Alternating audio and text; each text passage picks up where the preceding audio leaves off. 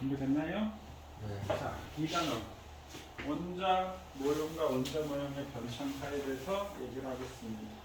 자, 그럼 지금 여기 원자 나와져 있지. 네. 원자는 핵과 전자로 되어 있다. 핵은 양성자, 중성자로 되어 있고, 양성자는 또 뭐로 되어 있지? 쿼크, UDD. 다 이 주제에 생략하겠습니다. 그러면 이게 원자 모형의 별천사인데, 우리 교재에도 거기 있을 텐데, 그럼 돌턴의 원자 모형이에요. 그럼 돌턴의 원자 모형 여기 뭐가 있나요? 그냥 입자야. 돌턴의 원자 모형 아무것도 몰라. 아무것도 모르는 상황이고요. 이건 톰슨의 원자 모형이야. 뭐가 있나요? 전자. 자, 그다음 이건 러더퍼드 원자 모형이야. 전자 받고 핵이 있는 거지. 원자 핵을 발견한 거야. 그다음 이거는 보의 원자 모형이야. 전자 받고 핵 받고 궤도 발견한 거야. 자, 이거는 지금 우리 흑판이 지금 칠판이 지금 여기 약간 어두워가지고 근데 사실 여기 이렇게 투명하게 이렇게 구름 같은 게 이렇게 있어. 전자 구름 모형 오비탈이라고 얘기를 합니다. 그러니까 현대적 원자 모형이라고 얘기합니다. 선생님 여기서부터 여기까지 오늘 얘기를 할 생각이야. 꽤 많은 양입니다. 보호의 원자 모형까지 얘기를 할 겁니다. 사실 보호의 원자 모형 우리 물리에서 너 할 때 배웠었지. 그래서 원래 지금 화학에서 배웠던 걸 물리로 넘어갔어. 그래서 화학에서는 보호의 원자 모형이 아마 그렇게 지금 수능에서는 출제가 되지는 않고 있는데 예전에는 나왔는데 근데 아마 내신 시험에서는 보호의 원자 모형도 출제가 될 겁니다. 화학에서. 자, 그래서 시작해 보겠습니다. 자, 지금 선생님 얘기했는데 돌턴은 아무것도 모르는 입자였어. 그래서 우리 중학교 때 돌턴의 원자설에 대해서 배우지 않나요? 기억나시나요? 그러니까 돌턴은 원자설을 얘기한 게 얘는 원자 핵이고 양성자고 중성자고 전자가 아무것도 몰랐어. 그냥 질량보존원칙과 일정상분비의 법칙이라는 우리 앞에서 화학관식 할 때 얘기했었지? 계속 맞추고 할 때 그걸 증명하기 위해서 돌턴의 원자라는 걸 얘기했고요. 원자는 질량을 가진 입자야라는 얘기밖에 없습니다. 자, 그럼 톰슨이 전자를 발견하게 되고 그럼 지금 보면 전자를 가장 먼저 발견했지? 그럼 전자를 가장 먼저 발견한 이유는 뭘까요? 왜 전자를 가장 먼저 발견했을까? 가벼워. 또 마이너스 전하를 띠고 있기 때문에 그렇다. 그럼 전자를 발견하게 된 계기에 자, 이것을 우리가 음극선 실험이라고 얘기합니다. 음극선 실험. 음극선 실험. 자, 이게 지금 이 안에 지금 이 진공 상태야. 진공인 유리관에 두 개의 금속판에 전압을 걸었어. 전압을. 자, 그럼 우리 이렇게 금속으로 되어 있는데 금속 혹시 기억나시나요? 금속결합. 금속결합은 전자의 바다 모형이야. 그러니까 바다에 물이 꽉 차 있듯이 전자가 꽉 차 있는 전자 덩어리인 거야, 금속. 그럼 여기다 전압을 딱 걸어주면 여기다 마이너스 걸어주고 플러스가 걸어주면 전자가 마이너스를 띄게 되니까 이 플러스가 전자 땡기고 이 마이너스가 전자를 밀어낸다. 전자가 우르르 딸려가 플러스 쪽. 근데 플러스국에 지금 여기 뭐였어? 구멍을 뚫어놨지. 그럼 이 전자가 구멍을 통과하겠지. 그걸 음극선이라고 얘기합니다. 그럼 전자가 두두두두두두 가고 있는 거야. 전자의 연속적인 흐름이야. 그럼 전자 흐름은 우리가 뭐라고 하지? 두 글자로? 전류. 전류가 흐르고 있는 상황인 거예요, 사실상. 자, 그러면 이 톰슨은 요 실험 장치에다가 이제 뭔가 다른 생각을 가지고 어떤 약간 이제 다른 장치를 했는데 지금 보면요. 여기다가 플러스극을 걸어줬더니 플러스극 쪽으로 휘어졌어. 그럼 우리가 뭘 할 수 있을까? 플러스 마이너스 인력이 생겼다는 얘기잖아. 이 음극선 자체는 마이너스 전하를 갖는구나. 그래서 마이너스를 띄고 있다는 걸 알았어. 플러스극 쪽으로 휘어진 것으로 보아. 그 다음에 여기다 자석나도 휘어집니다. 그럼 왜 휘어질까? 우리 물리에서 배웠는데. 그래. 전자기로. 자기장 안에서 이게 전류라고 했잖아. 전류가 그러면 힘을 받는. 그래서 휘어지는 거야. 자, 그 다음에 이 음극선에다가 바람개비를 놨더니 바람개비가 필필필필 막 돌아가.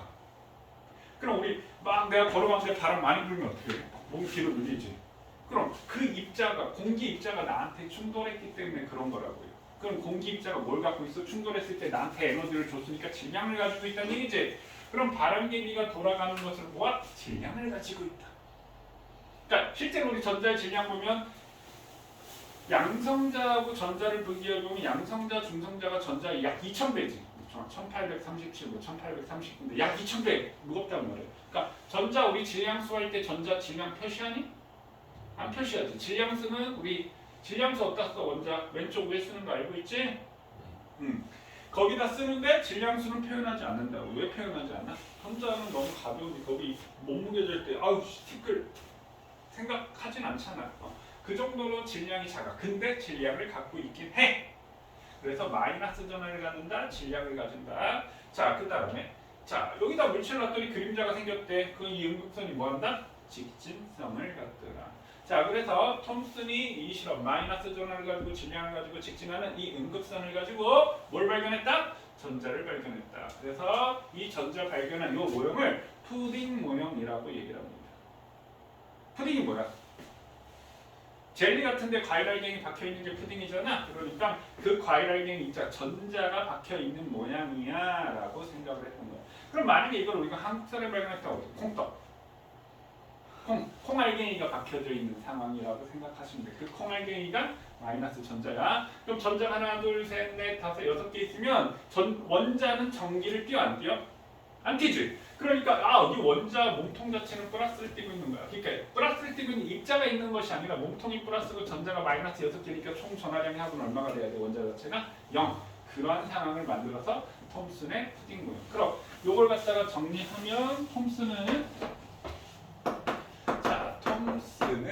뭐? 음극선 실험을 통해서 뭘 발견했다? 전자를 발견했다. 이걸 우리가 무슨 모형이라고 한다? 푸딩 모형이라고 얘기한다.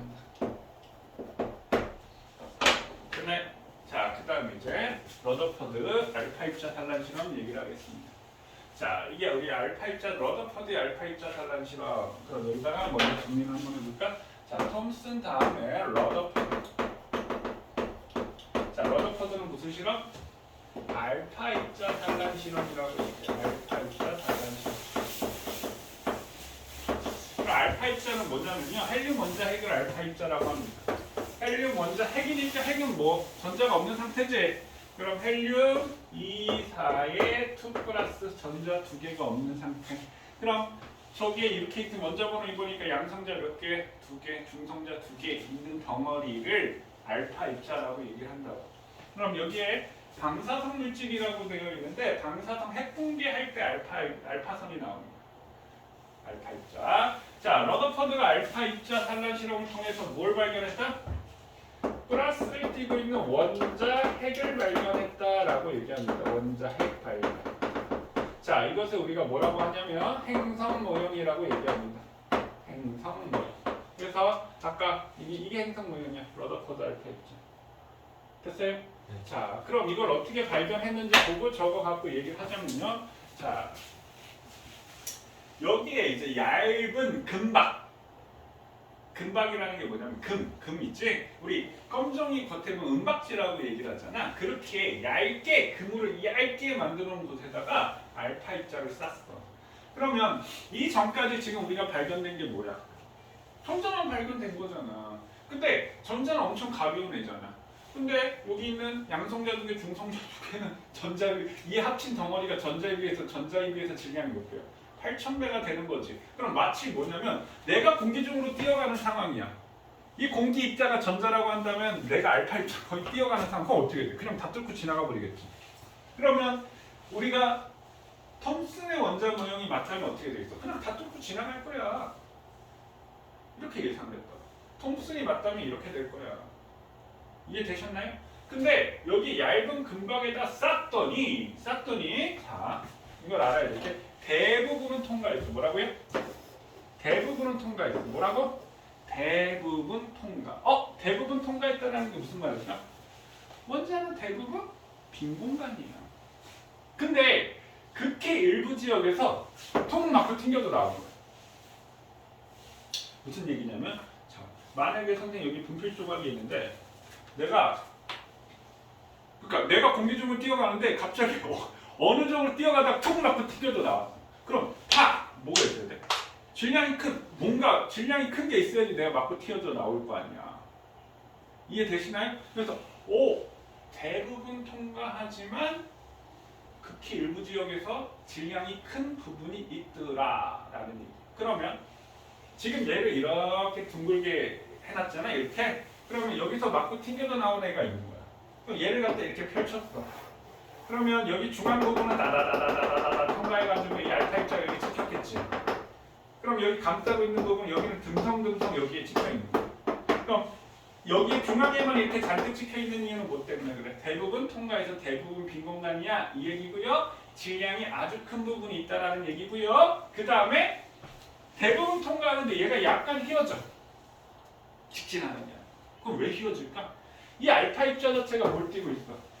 플러스를 띄고 있지. 이미 우리 마이너스 띄는 전자는 발견한 상황이잖아. 그럼 얘네들이 플러스를 띄고 있다는 얘기야. 그래서 플러스를 띄고 있는 질량이 아주 큰 원자 핵을 발견했다. 그것을 우리가 행성 모형이라고 하고 이렇게 표현을 합니다. 이해되셨나요? 그래서 선생님이 예전에 이런 얘기를 했는데 수소 원자 모형을 가장 잘 표현한 모습이 뭐라고 얘기했지? 수소 원자는 양성자 하나, 전자 하나가 있는 상황인 거지? 그러면 얘를 축구 경기장만큼 확대했다라고 보자. 그럼 우리 저 제일 큰 축구 경기장, 상암 월드컵 경기장만큼 수소 원자를 확대해서 상암 월드컵 경기장 축구장 중앙에다가 골프공을 하나 놨어. 거기에 파리 한 마리가 날아다니고. 그럼 그 상암 월드컵 축구 경기장만큼의 질량이 골프공에 다 들어있어. 그 다음에 파리 한 마리가 날아다니는데 어때? 빙빙 돈이 지멋대로 날아다니지. 이게 수소 원자 모형을 가장 잘 표현한 거죠. 그럼 대부분 뭐야? 빈 공간이라는 얘기가 돼. 자, 원자 이해되시나요? 오케이. 그래서 요 실험 결과를 토대로 해서 행성 모형, 러더퍼드가 행성 모형. 그럼 러더퍼드의 문제점은 뭘까요? 자, 플러스를 띄고 있는 원자핵이 있다는 걸 알았어. 그럼 봐봐. 선생님이 얘를 던지면 어떻게 돼? 떨어지지. 왜 떨어져? 중력 때문에 떨어져. 중력은 뭐지? 우리 만류 인력 잡아당기기 때문에 떨어지잖아. 그럼 원자핵이 플러스를 띄고 전자가 마이너스를 띄고 있으면 얘네 사이에 뭐가 생겨? 인력이 생기잖아. 그래서 우리 이거 할 때 우리 뭐 배웠지? 쿨럼의 법칙 정비력 배웠었지?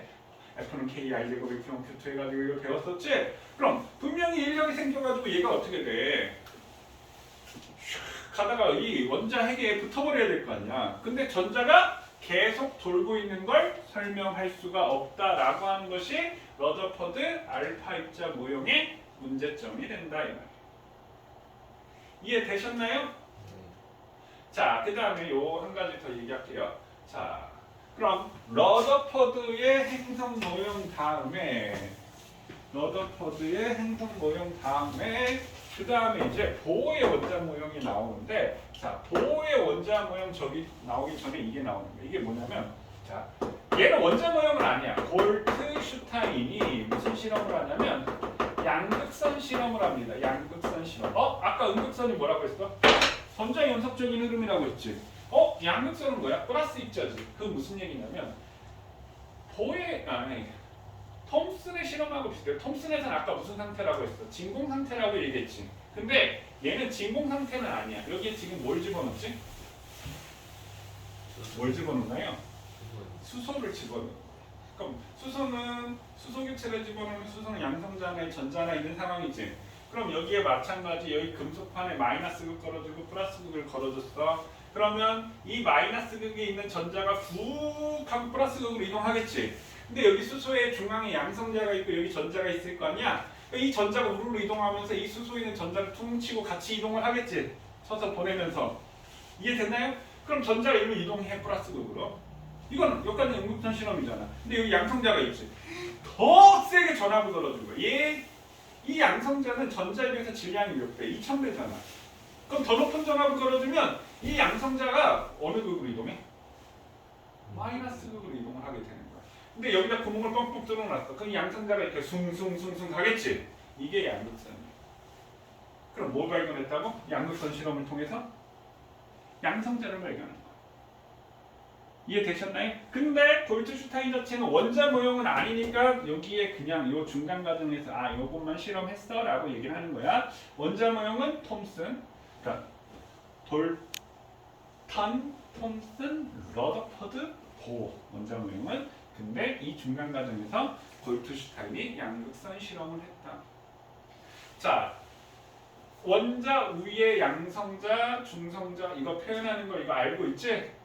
자, 그럼 이거 하기 전에 그거 잠깐만 얘기하고 거기까지 우리 문제 풀고 보호 얘기하도록 할게요. 자, 그럼 한번 봅시다. 여기 B, C, D 있을 때 여기 뭐 써준다고요? 왼쪽 밑에? 원자. 이 원자 번호는 뭐하고 똑같지? 양성자 수하고 똑같지? 네. 여기다 뭘 써준다고? 질량수를 써주는 거지? 네. 대부분의 질량은 누가 차지하고 있다고? 양성자와 중성자니까 양성자수와 중성자수의 합이지? 오른쪽 위에 뭐 써준다고? 이온수 전하량을 써주는 거지? 네. 오른쪽 밑에 뭐 써준다고? 됐어요. 개수 써주는 거지? 그러니까 H11, H12, H13 그럼 양성자가 하나 여기 중성자가 0개, 하나, 2개 이렇게 되지? 네. 자, 그럼 전자는 몇 개야? 전부 다 하나 이렇게 되는 거지? 얘네들을 우리가 무슨 원소라고 얘기해? 동위원소. 그렇지, 동위원소. 지금 선생님 동위원소 하나 설명하려고 그런 거고요. 그럼 선생님 동위원소를 뭐라고 생각하라고 했어? 동일한 위치에 있는 원소야 이렇게 얘기했었지. 네. 그럼 원소가 위치가 있어요? 그게 뭐지? 주기율표. 그럼 오늘날 주기율표는 누구의 주기율표? 모즐리라는 사람의 주기율표인데 양성자 순서 원자 번호대로 나타난 거지. 그럼 동위원소를 뭐라고 얘기할 수 있겠어? 동일한 위치에 있는 원소니까 어떻게? 원자 번호는 같아, 맞지? 네. 원자 번호는 같으나 뭐가 달라? 질량수가 다르네. 그럼 원자 번호 같다는 얘기는 뭐가 같다는 얘기야? 양성자 수 같다는 얘기지? 네. 그러면 질량수가 다르다는 말은 뭐가 다르다? 중성자 수가 다르다는 얘기지? 맞네? 그럼 양성자 수가 같으면 전자 수가 같아. 그래서 화학적 성질이 같은 거야. 화학적 성질은 같다. 그럼 뭐가 다르다? 물리적 성질은 다르다. 그럼 물리적 성질이라는 건 뭐야? 동위원소는 서로 다른 거야. 뭐가 달라? 화학적 성질은 같은데 질량이 다른 거야. 그러니까 예를 들어서 중수소는 질량수가 2가 되니까 얘보다 무게가 2배보다 더 큰 상황이야. 왜냐하면 중성자가 조금 더 무거우니까. 그래서 얘네들의 녹는 점이나 끓는 점이나 이 밀도 이런 것들이 조금씩 달라지는 물리적 성질이 달라진 것을 동위원소라고 얘기를 합니다. 되셨나요? 자, 요거 여기까지 문제 풀고 나서 보호의 원자 모형 얘기하도록 할게요. 궤도라는 게 무슨 말일까? 보호의 원자 모형에서 궤도라는 게 그러니까 원자에 전자가 살고 있는데 아무데나 있는 것이 아니라 특정하게 존재하는 구역이 있다라는 얘기지. 그 궤도 자체가 다르다라는 건 뭐가 다르다라는 얘기지? 세 글자? 에너지. 에너지 주기가 다르다. 에너지의 크기가 다르다. 그래서 원자 핵에서부터 멀어질수록 에너지가 크다 작다? 크다. 크다. 그러니까 중력 포텐셜 에너지 원자핵을 지구라고 생각해. 지구에서 멀어지면 높이가 증가하니까 중력 포텐셜 에너지 커지는 그렇게 생각하면 편해. 근데 여기서 이제 참 저거 한 게 보호의 원자 모형을 얘기하는 게 궤도를 발견한 게 이걸 통해서 궤도를 발견한다. 이걸 우리가 수소 원자의 불연속적인 선 스펙트럼이라고 얘기를 하지. 그럼 이 선 스펙트럼이 흡수야, 방출이야? 방출이. 그래, 맞아. 방출 다 알고 있지. 그럼 이것도 혹시 이거 알면 선생님 진짜 떨어져. 얘 몇 층에서 떨어지는지 아니? 이거 우리 가시광선 영역이지. 네. 가시광선 영역은 몇 층으로 떨어지는 거지? 2층이요. 그럼 얘는 파장이 크지? 네. 에너지가 작지? 그럼 얘는 몇 층에서 떨어지는 거야? 이게 2층이요. 지금 빨로파보 이렇게 있으면 이게 에너지가 제일 작잖아, 네. 맞지? 몇 층에서 떨어질 때? 3층. 3에서 2, 4에서 2, 5에서 2, 6에서 2지? 네. 그럼 이 빨간색 바깥쪽을 뭐라 그래? 적외선. 적외선 영역 무슨 게요? 라발파 기억나시나요? 라이머, 발머, 파슨. 네. 그것까지 기억이 안 나? 그건 잘 기억나. 알겠어. 다음에 그럼 이렇게 불연속적인 선 스펙트럼 있는데 그럼 얘가 3에서 2, 4에서 2, 5에서 2, 6에서 2층으로 떨어지는 거야. 그럼 요거의 간격은 몇 층에서 몇 층 사이의 간격이야? 2층에서 3층 사이의 간격이 여기 3에서 4층 사이의 간격, 4에서 5층 사이의 간격이란 얘기지. 그럼 간격이 점점 뭐해지고 있다? 좁아지고 있다라는 걸 알아. 그래서 요 실험 자체를 보면 수소기체를 넣고 전압을 걸어줬는데 전압을 걸어줬다는 얘기는 에너지를 줬다는 얘기야. 그럼 이 전자가 원래는 수소는 1주기 원소니까 1층에 있던 전자가 에너지를 흡수해서 쭉 올라갔다가 껐어. 그럼 어떻게 돼? 쭉 올라있던 게 두두두두 떨어지는 거지. 그러면 1층으로 떨어질 거라고. 근데 이제 무한대에서 뭐 2층, 3층, 4층, 5층, 6층 막 떨어지겠지. 근데 그 1층과 2층, 그러니까 간격이 점점 좁아지는데 1층과 2층 사이를 건너면 이건 무조건 자외선 영역이죠. 그래서 라이먼이라는 사람이 발견돼서 라이먼 계열 자외선 영역, 2층은 발모, 3층은 파센. 라, 발, 파, 자외선, 가시광선, 저리에서. 무슨 말인지 되셨나요? 그래서 이 간격이 좁아지는 걸 알아냈다. 되셨나요? 그럼 여기 스몰 n이라고 되어 있는 거 우리가 이걸 주양자수라고 하는데 보호는 이 주양자수 얘기를 하진 않았어. 근데 나중에 오비탈 할 때 양자수를 배울 거니까 그걸 주양자수라고 얘기해. 보호는 껍질 얘기를 했습니다. 그래서 A, B, C, D, E, F, G, H, I, J, K, L, M, N, O, P 이렇게 얘기를 했어요. 껍질 얘기를. 그리고 여기에 원자 핵이 있고 요게 그 껍질 주기라는 얘기가 되는 거예요. 근데 보호의 문제점은 뭘까요? 수소만 설명해. 그래서 보호가 각 층의 에너지를 정했는데 각 층 n층의 에너지를 정했는데 이 값이 마이너스 값을 가져. 이 마이너스 값을 갖는다는 얘기는 무슨 얘기일까요? 원자 핵에 속해 있어. 그래서 무한대 껍질이 갔을 때 에너지가 0이야. 그럼 내가 에너지 흡수했는데 0이야. 그럼 너 원래 무슨 값을 갖고 있다는 얘기야? 마이너스 값을 갖고 있다. 그래서 마이너스 n제곱분의 1312kJ/몰만큼의 에너지를 갖고 있어요 라고 얘기를 해요. 이건 뭐 그러니까 n제곱에 비례하더라 각 층의 에너지를 계산했던 그럼 1놈 여기는 마이너스 1312 이렇게 되는 거죠. 여기가 무한대가 0이었을 때. 그럼 얘는 어떻게? 4분의 1312 이렇게 되는 거고 여기는 어떻게 돼? 9분의 1312가 된다는 얘기야. 그러니까 사실 1312는 일정한 값이니까 별 의미는 없다는 얘기지. 자 그럼 오로지 우리 물리에서도 배웠잖아. 진동수는 에너지에 비례한다라고 했지. 에너지는 진동 질량만 할수록 에너지가 크다라고 했잖아. 그래서 요걸 우리가 A라고 하고 요걸 B라고 하고 요걸 C라고 했을 때 C의 에너지는 A의 에너지와 B의 에너지 합과 같아 이렇게 얘기했죠. 그럼 에너지는 진동수에 비례하는 거니까 이건 일정한 값이잖아. 에너지는 진동수에 비례하지. 그럼 여기서 EC는 HFC지. 얘는 HFA지. 얘는 HFB가 되겠지. 네. 근데 H 약분되니까 FC는 FA 더하기 FB가 되는 거지. 네. 그럼 람다 C는 람다 A 더하기 람다 B 이건 성립한다 안 한다? 안 한다. 왜? 선생님 이거 설명할 때 그 얘기도 했었다고요. 우리 빛의 속력, 전자기파의 속력 모두 다 뭐하다? 똑같다라고 얘기를 했었지. 그래서 우리가 뭐라고 표현한다? 광속C는 F 람다라고 표현하고 따라서 F는 뭐가 돼? 람다분의 C가 되나요? 네. 그러면 여기다 람다분의 C 넣으면 A는 H 람다분의 C가 되지. 네. 그럼 에너지하고 파장은 무슨 관계야? 안별의 관계지. 그럼 얘는 이렇게 되더라 이 얘기지.